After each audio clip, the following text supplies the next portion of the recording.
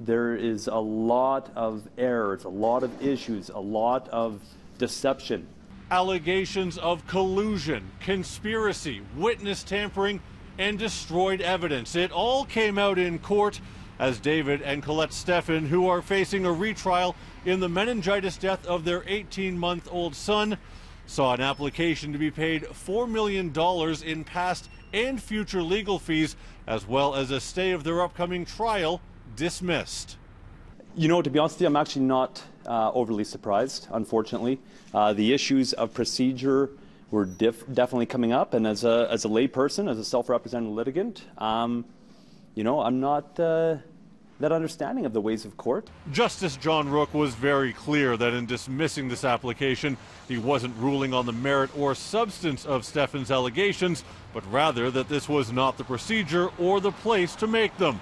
He explained he could only make decisions as they related to the new trial, that he wouldn't be awarding them any money today, and that Stephan would need to file a civil claim against any parties he felt breached the law in the previous trial.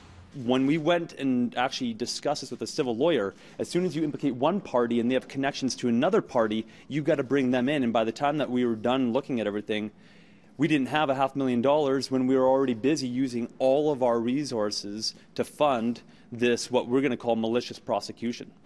Justice Rook made it clear the upcoming trial would not be an inquiry into the death of their son, but will decide the couple's innocence. David self-represented in court Friday. His wife listened in on the phone. He didn't make an application for legal aid and isn't sure how they'll fund their defense going forward. But by the grace of God, go I by. We don't know. We'll figure it out, though.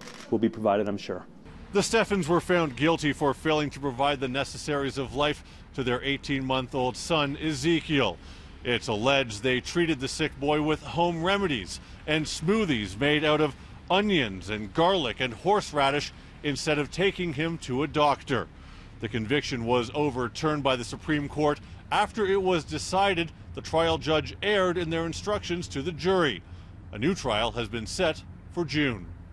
In Calgary, Jonathan Muma, City News.